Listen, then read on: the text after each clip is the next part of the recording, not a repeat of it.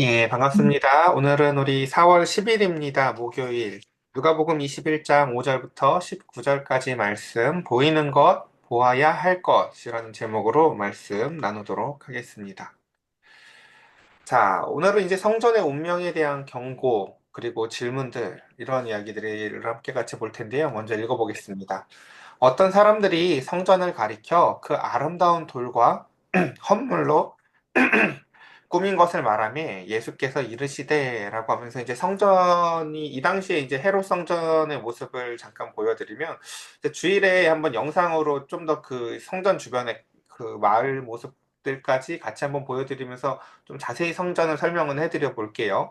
그러니까 핵심은 뭐냐면은 성전이 굉장히 화려하고 웅장하게 지어졌다는 거예요. 그 성전에 있는 기둥 하나만 해도요, 큰 장정 셋이서 이렇게 둘러쌀 정도로 기둥의 크기 컸고요. 뭐 성전에 있는 문 같은 것만 해도 여러분들 이게 좀 이제 그 모형인데 성전 문이 다 금이에요, 보면은. 그래서 성전 문이 완전 금으로써 둘러싸여져 있고 벽도 마찬가지로 금으로 만든 포도나무가 있고 그 포도나무에 달린 포도송이가 남자 키 높이고 그리고 금으로 만든 약 55규빗의 높이와 16규빗의 그 문들이 곳곳에 있었어요. 그러니까 성전이 얼마나 화려했는지 그런 거죠. 이렇게 그 성전을 보면서 정말 우리가 예를 들면 성당에 여러분 가보신 적 있는지 모르겠는데 성당도 좀 약간 비슷하거든요. 그러니까 뭘로 승부를 보냐면은 그 분위기로 승부를 봐요. 그래서 이렇게 우리가 어딘가에 장소에 가면 거기서 분위기에 압도되는 것들이 있다라고 얘기를 하죠. 그러니까 성전은 이제 그런 것들을 통해서 사실은 그런 거에 굉장히 초점이 많이 맞춰져 있어요. 근데 우리가 여러분 어떤 존재입니까? 우리가 공간의 지배를 받아요, 안 받아요? 맞죠. 굉장히 많이 받아요. 우리가 타는 차 하나만 바뀌어봐도요, 태도가 바뀌고, 뭐 백화점 같은 데만 가도 갑자기 아우 시장 못 가겠고, 그쵸. 좋은 물건 보면 싼 물건 못 사겠고, 그리고 내가 시장에 가면 시장 사람이 된 것 같고, 백화점 가면 백화점급이 된 것처럼 착각을 하죠. 성전이 왜 그렇게 지어졌는지 여러분 아시겠죠? 인간의 마음이 그래요, 인간의 마음이. 그리고 거기서 심지어 사람들은 보람도 느껴요. 아우, 우리가 헌금한 거랑 이렇게 해가지고 이렇게 웅장한 성전이 이렇게 크게 지어졌구나. 헌금 많이 한 분들은 어디 가서 그런 얘기 하나씩 하지 않겠어요? 저 문 하나는 우리 집안이 세웠지 뭐 저거 이런 거 그쵸? 그러니까 그런 것들처럼 그 가운데서 성전은 그들의 프라이드였고 그 가운데서 또 헤롯 이게 헤롯이 지어준 성전이잖아요 그쵸? 근데 문제는 뭐냐면은 인간은 어리석고 멍청해서 같은 잘못을 반복한다는 거죠. 자, 다시 본문으로 다시 돌아가 보겠습니다. 그 화려한 성전 앞에서 여기 보면은 이제 5절에 어떤 사람들이라고 돼 있죠. 이 어떤 사람들은 제자들과 그 옆에 있는 또 다른 사람들끼리 지금 대화를 하는 거예요. 막 성전을 가리키면서 와, 웅장하다, 대단하다 막 그렇게 얘기를 해요. 그리고 여기에서 그 아름다운 돌과 헌물, 이제 여기 헌물이라는 단어는요. 그 신약 성경에서 여기 딱 한 번만 쓰여지는 단어인데 이 단어가 여기 들어간 이유가 있어요. 뭐냐면은 지금 이 앞에 부자의 헌금과 가난한 그 과부의 헌금 이야기를 했었거든요. 이제 이 누가가 보여주고 싶은 이야기는 뭐냐면요. 우리 눈앞에 어마어마하고 의리의리한 그 성전을 보면서 사람들이 감탄을 할 때예요. 그러니까 이게 지금 헤롯 성전이 앞으로도 예수님 이후에 한참 더 시간은 있다가까지도 계속 짓기는 하지만 완공률로 보면 거의 다 지었을 때거든요. 예수님 당시가요. 예수님 이후에도 한 30년 가까이 계속 조금 더 공사는 남아 있지만 대부분 다 지었어요. 어쨌든 간에 예수님 당시에. 근데 그 가운데 지금 이 사람들이 지금 보이는 것들은 바로 그 성전의 어마어마한 화려함이지만 그 가운데 여기에 지금 이 누가는 헌물이라는 단어를 갖다 놓음으로 인해서 성전 너머의 헌물을 생각해 보게 하고 이 헌물 이야기를 앞에 부자가 했던 헌금과 또한 가난한 과부가 있었던 두 렙돈의 헌금 이야기를 바로 앞에다 넣었어요. 자, 그래서 지금 무슨 얘기를 하려고 하는 거냐면 이런 거예요. 6절 보겠습니다. 너희가 보는 이것들이 날이 이르면 돌 하나도 도리에 남지 않고 다 무너뜨려지리라. 이게 얼마나 김 빠지는 소리예요. 그쵸? 우리 보통 뭐를 꿈꾸나요? 가게 하나를 열면은 1층 구석탱이에다 쬐끄만 거 세탁소 하나를 열어도 잘 돼가지고 이 상가를 다 사는 걸 우리가 보통 꿈꾸지. 그쵸? 언젠간 이 가게도 망하고 간판도 떨어지겠지라는 생각을 하는 사람 잘 없죠. 예, 근데 예수님이 이렇게 말씀을 하세요. 왜 그렇게 말씀을 할까요? 우리는 사실 이 잘못을요, 우리는 저 구약 성경에서 우리 예레미야 길게 했잖아요, 여러분. 지긋지긋하게 예레미야 했던 거 기억나세요? 예레미야의 그 긴 이야기 배경이 뭐였냐면 솔로몬 성전이었어요. 제가 솔로몬이 얼마나 나쁜 삐 사람인지 제가 굉장히 길게 설명을 했죠. 예, 솔로몬이 잘한 것보다 잘못한 게 많고, 솔로몬의 그 잘못의 가장 큰 핵심이 뭐냐면요. 나라 전체를 타락하게 만든 건데, 그 핵심이 솔로몬 성전이었어요. 사람들은 짓느라고 그 가운데서 애달고, 그리고 그 가운데서 지어진 성전으로 말미암아 또한 신앙이 왜곡되어졌고, 그리고 그가 역시나 그렇게 지은 이 것은요 실수가 아니었다는 걸, 그가 살아가는 데 있어서 하나님의 말씀을 철저히 버리면서 외국인 여자들을 데려다가 그 가운데서 결혼을 통해서 외교를 하고, 그 가운데서 하나님의 말씀을 다 어겨갔던 것들을 우리가 기억할 거예요. 그러니까 겉으로 드러나는 걸 보면요 속 안을 알 수가 있는 면이죠, 확실히요. 저가 의지하는 게 하나님이 아니라 돈이구나라는 것을요. 그때 그 솔로몬 성전이 어떻게 됐었는지 여러분 기억나십니까? 하나님께서 솔로몬 성전을 두시고요. 예레미야를 그 솔로몬 성전 앞에서 이렇게 설교하게 했어요. 예레미야 7장 4절. 너희는 이것이 여호와의 성전이라, 여호와의 성전이라, 여호와의 성전이라 하는 거짓말을 믿지 말라. 하나님이 솔로몬한테 성전을 짓게 하시고요. 예레미야를 다시 그 앞에 보내서요. 내가 언제 이거 이렇게 지으라고 했어. 이게 무슨 내 성전이야 이거. 나랑 상관도 없잖아. 너희 여기 와가지고 지금 뭐 하는데? 라고 말씀하셨다는 거죠. 지금, 그러니까 이게 사람이 참 학습이 안 되는 게, 그 솔로몬 성전을 통해서 이스라엘이 멸망을 당해 봤어도요, 그 가운데서 헤롯이 또다시 성전 지어주면 그 성전의 위용이 압도되어서 그 지나간 이야기들이 기억나지 않더라는 거죠. 그래서 여기에서 보면 그렇죠. 여기서 주님께서 그래서 다 무너뜨려질 거야 라고 얘기를 하자, 그러니까 그들이 물어 이르되 선생님이여 그러면 어느 때에 이런 일이 있겠사오며 이런 일이 일어나려 할 때 무슨 징조가 있사오리까. 근데 늘 이런 게 안타까워요. 제가 뭐 안타까운지 아시겠어요? 질문이 틀리는 게 안타까워요. 그러니까 여러분 성전이 주님께서 무너질 거라고 얘기를 하셨잖아요, 그렇죠? 그럼 사실 그들이 지금 가져야 될 질문의 핵심은 뭐냐면요. 이 성전의 운명이 성전만 무너진다는 게 아니잖아요, 여러분. 성전이 무너지면 거기에 있는 사람이 어떻게 되겠으며, 성전이 무너질 때 그 이유가 무엇이겠어요, 여러분. 놀랍게도 여러분, 이 성전의 운명이 뭐랑 연결되어 있는 건지 아세요? 문맥적으로 보면요. 과부의 운명과 연결되어져 있는 거예요. 너희들이 과부를 돌보지 않았지? 너희들이 공의를 행하지 않았지? 너희가 인애와 공의와 의를 행하지 않고 과부와 나그네와 그 가운데서 어린아이들을 섬기지 않았지? 그게 너희가 보아야 할 것이야. 오늘 제목이 뭐였어요? 보이는 것과 보아야 할 것이라고 얘기를 했죠. 우리 눈에 보이는 건 성전이에요.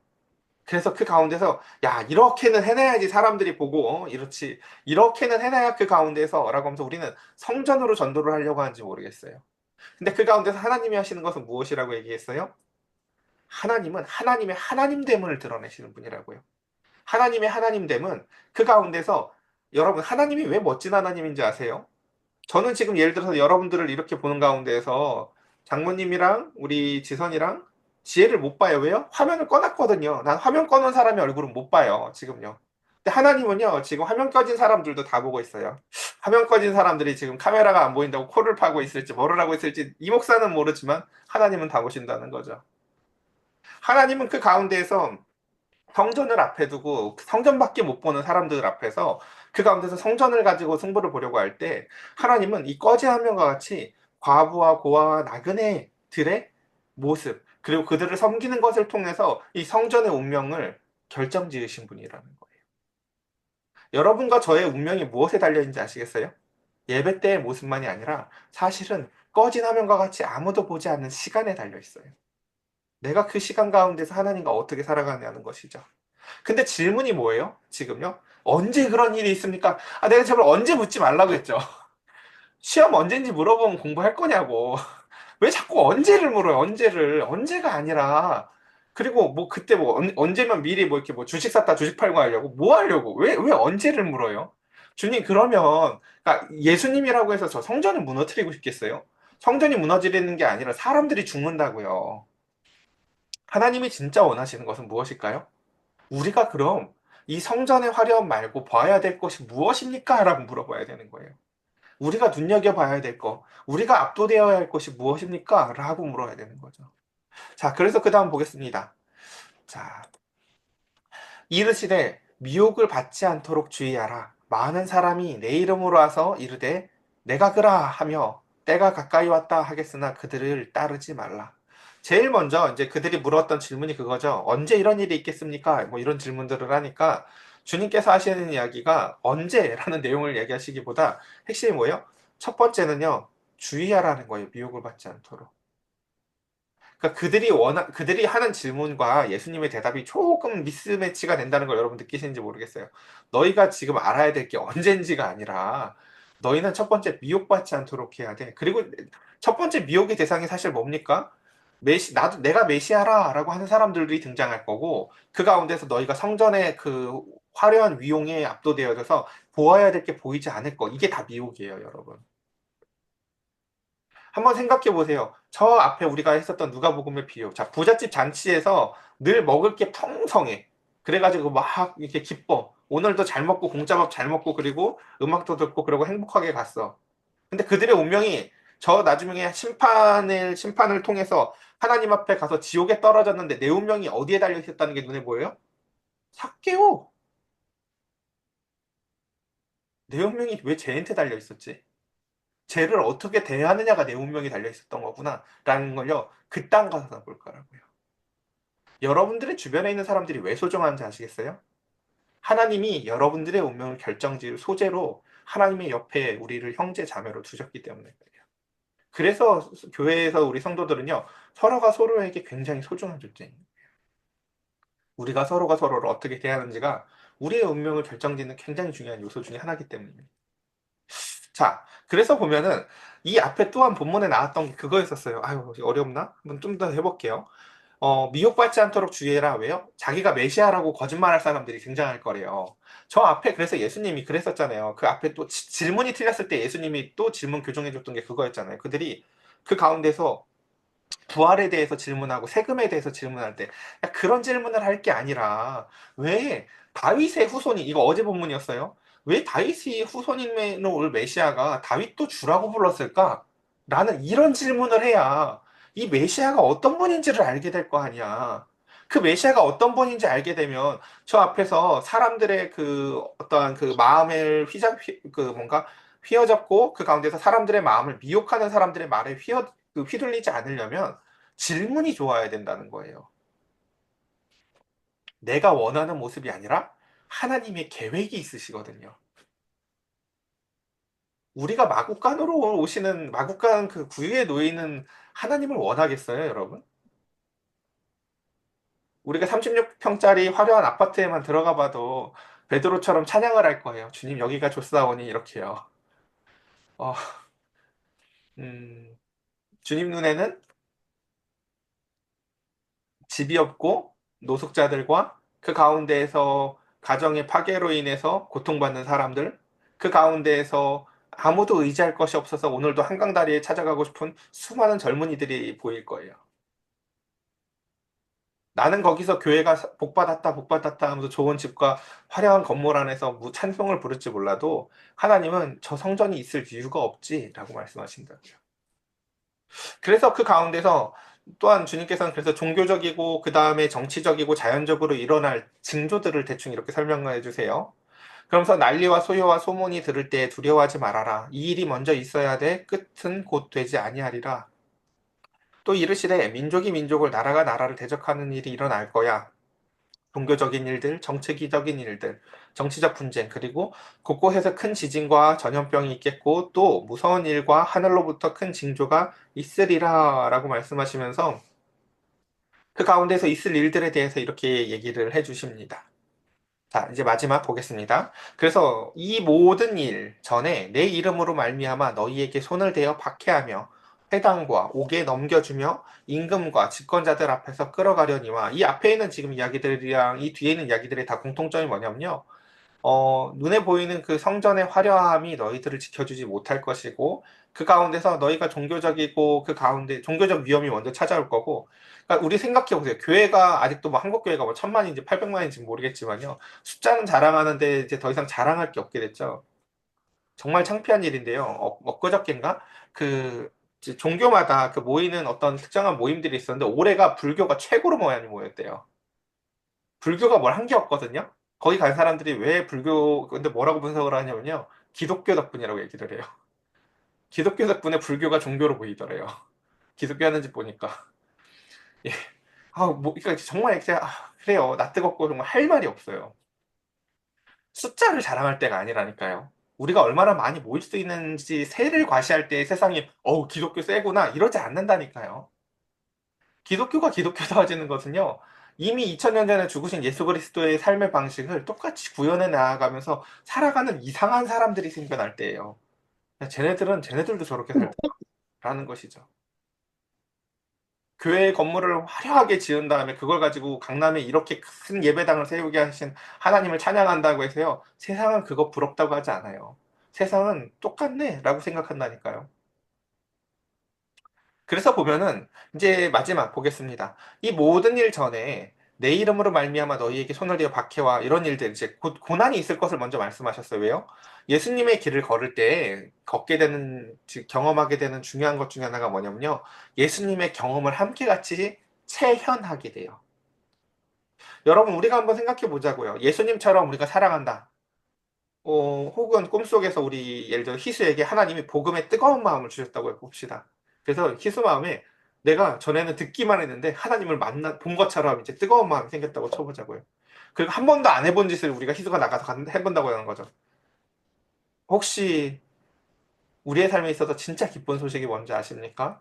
하나님이 우리의 아버지십니다. 우리의 삶의 고통의 근원이 뭔지 아십니까?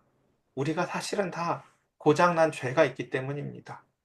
근데 그것을 용서해주고 우리를 고쳐주길 원하시는 분이 하나님이시고, 그 하나님의 나라가 사실은 이미 2000년 전에 이미 이 땅에 임해서 하나님은 지금도 일하고 계시며, 그 예수님께서는 부활하시고 하나님 우편에서 지금도 성령을 통해서 이 땅에 우리의 삶에 개입하고 계십니다. 라고 하나님의 나라를 전할 희수를 우리 한번 상상해 봐요. 낯설죠? 예, 그래요. 그때 경험하게 될 일이 뭐냐면요. 여러분들조차도 그쵸. 길에서 복음 전하는 사람 좀 좋지 않잖아요. 그쵸? 일단 배척을 받을 거예요, 여러분. 이렇게, 그쵸? 배척을 받을 거고요. 근데 그때 경험하게 될 놀라운 것 중에 하나가 뭐냐면요. 하나님이 그의 삶 가운데서 보호하시고 아니하는 아니함을 그때 깊이 경험할 거라는 거예요. 제가 이 얘기를 정말 자주 해요. 전도를 해봐야 된다고요. 전도를, 우리 교회 사람 너무 없어서 하는 게 아니라요. 사실은 자신의 신앙을 위해서 하는 거예요. 전도의 가장 큰 유익은요, 누굴 데리고 교회에 오냐 못 오냐가 아니라요. 내 신앙이 얼마큼인지를 정확히 재볼 수가 있어요. 왜냐하면 우리가 전도를 할 때 뭘 알아요? 내 안에 내가 먹어보고 맛없는 걸 맛있다고 거짓말할 재주가 잘 없거든요. 결국 전도를 할 때냐, 내가 좋았던 거밖에 말을 못 해요. 그러면 내가 좋은 게 없는 사람은 그러니까 전도를 진짜 못해요. 내가 해야 될 이유를 못 설명하겠거든요. 그래서 보면은, 그러므로 너희는 변명할 것을 미리 궁리하지 않도록 명심해라 라고 얘기하시죠. 근데 여기서 핵심이 뭐였다는 거예요? 이거 미리 준비하는 게 아니라는 거예요, 이건요. 그들이 예수님을 전하고 그 가운데서 하나님 예수님의 제자로서 살아나갈 때 올 박해에 대해서 적어도 이런 부분에 대해서는요, 이것은 미리 궁리해가지고 준비하는 게 아니라 그때 성령을 통해서 하나님께서 주시는 말들이 있을 거라는 거예요. 그걸 가지고 그때 그 모든 것들을 그 상황을 이겨내게 하실 것이니까 너희는 그 상황에서 하나님을 경험할 준비를 해야 되는 것이지 그 상황을 피할 준비를 하는 게 아니라는 것입니다.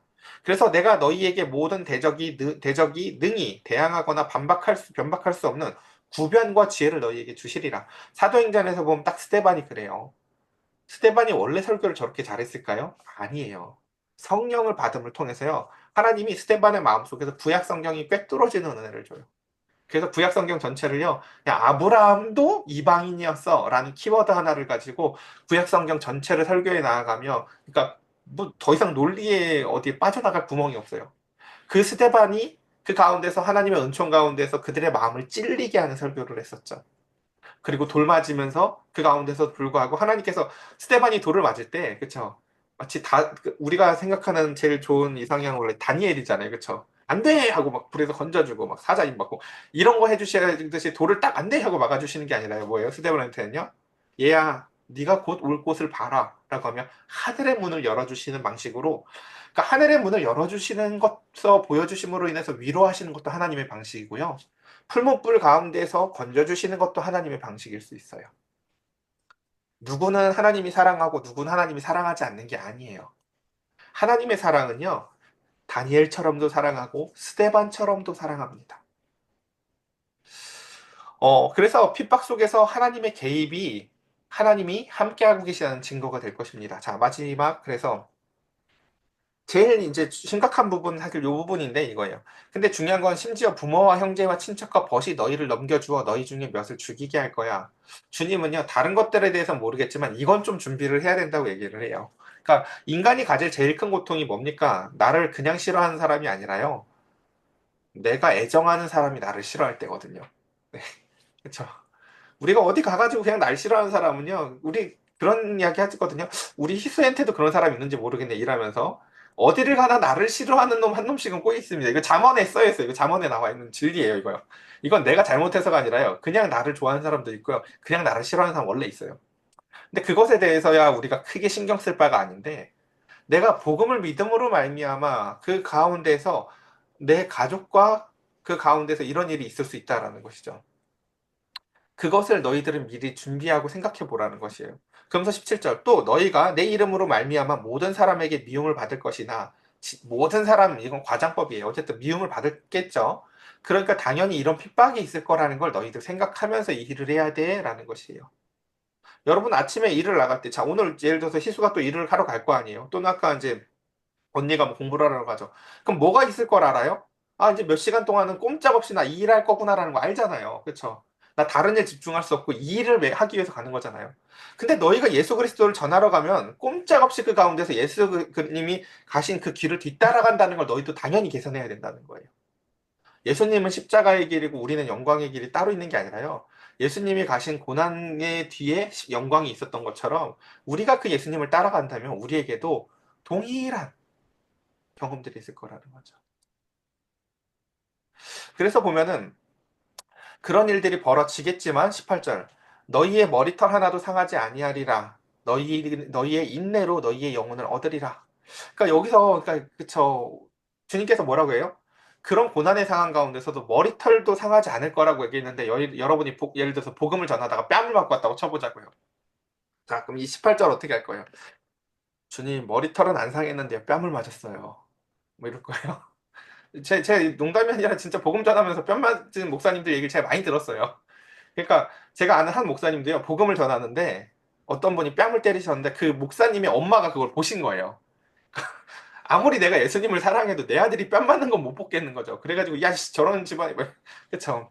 근데 그 목사님이 그러고는 기도하고 다시 그 집을 또 갔대요.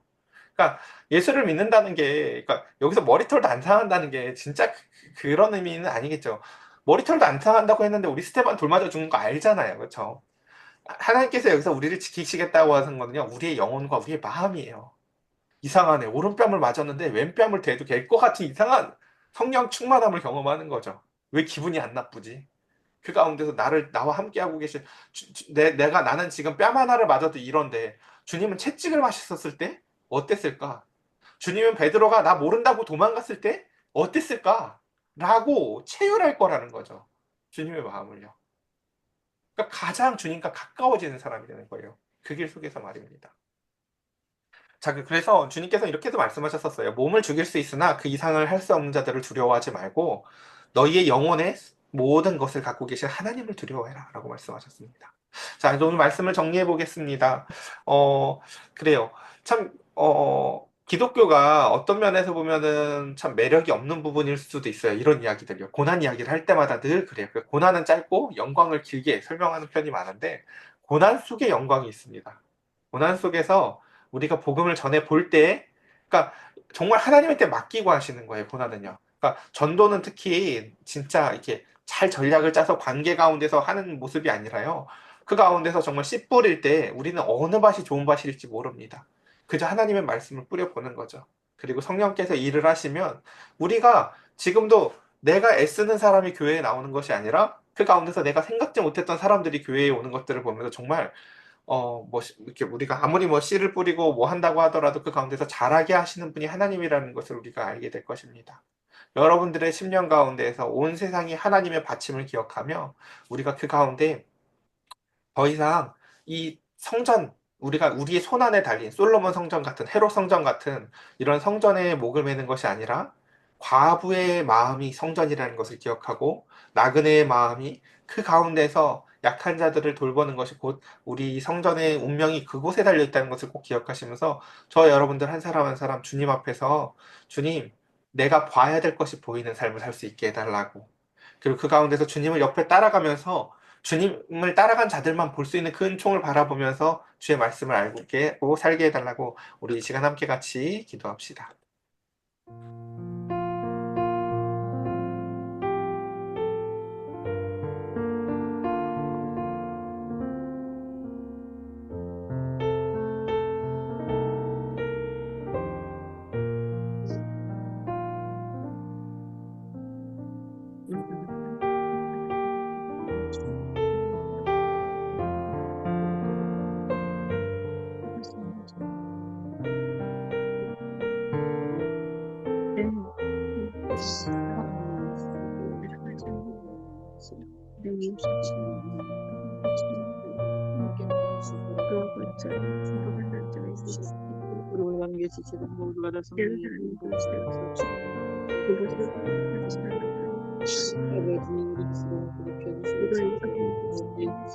사랑의 하나님 아버지,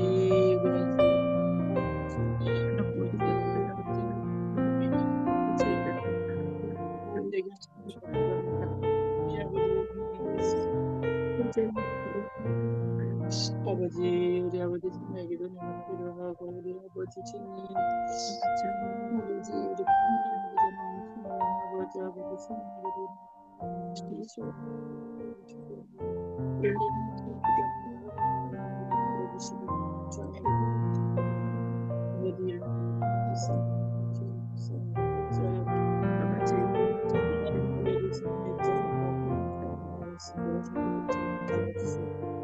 또 아버지는 저희 엄마 우리 아버지 주님 가드를 보내시는 주님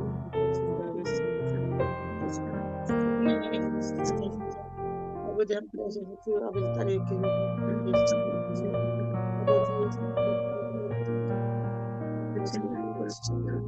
다른 손들 같이 가는 손들이 기뻐해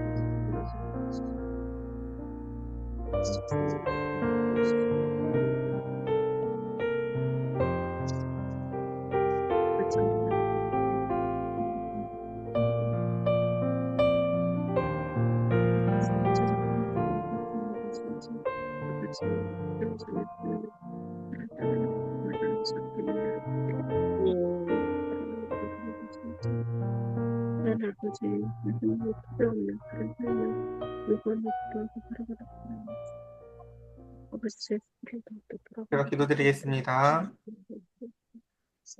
주님, 주님께서는 이제 예루살렘에 오셔서 그 성전을 내 화려함에 취한 그들에게 이 성전이 너희의 눈에는 아름답고 화려해 보이고 크고 웅장해 보이며 그렇게 멋지더냐. 나는 저것이 헛물로 보이며 과부의 눈물로 보이며 나그네의 아픔으로 보인다고 말씀하십니다. 누군가는 그곳에 하늘도 쳐다보지 못하고 땅을 바라보며 한숨을 쉬며 기도했던 세리가 있었습니다. 누군가는 그 가운데에서 두 랩돈을 만지작거리며 하나님을 사랑하긴 하는데 이게 내 전부이고 이것을 가지고 어떻게 할까 고민하다 하나님을 의지하며 두 랩돈을 다 내었던 한 과부의 이야기도 주님께서 보여주셨습니다. 우리의 눈에 보여야 하는 것이 성전의 문이 금으로 되어져 있는지 그 포도나무의 정교함이 얼마나 아름다운지가 아니라 그 앞에서 하늘을 쳐다보지도 못하며 하나님의 은총만을 기다리는 자들, 그 가운데서 성전의 화려함이 아니라 우리의 삶의 고난 가운데에서 개입하시는 하나님의 역사함을 증거하는 우리 사랑하는 성도들 되게 하여 주시옵소서. 하나님의 나라를 전해보게 하여 주시옵소서. 교회에 다닌다고 내가 예수 믿는 자라는 것이 아니라 내가 말씀을 전해봐야 내 속에 진짜가 있는지 가짜인지를 알 거 아닙니까? 우리가 끊임없이 누군가에게 복음을 전해보게 하시고 그 가운데에서 나의 연약함 너머에 개입하신 하나님의 역사함을 바라보며 고난 속에서도 그 가운데 하나님을 더 알아나가는 신비로운 은총들을 경험하는 저와 우리 사랑하는 성도들 되게 하여 주시옵소서. 오늘 4월 10일입니다. 이 하루를 하나님 안에서 온전히 기억되어지고 말씀을 붙잡으며 살아가는 하루로 살아갈 수 있도록 성령님, 주님께 오늘 이 하루를 의지하오니 하나님 붙잡아 주시고 인도하여 주시고 채워 주시고 오늘 평소에 해보지 않았던 하나님 아버지의 복음을 전하는 하나님 아버지 일들을 또한 우리 사랑하는 성도들 입을 벌리고 마음을 열어서 해보길 원합니다. 주님 말씀을 전할 때 임하는 성령을 기대하게 하여 주시옵소서. 우리 주 예수 그리스도의 이름으로 기도드렸사옵나이다. 아멘. 아멘.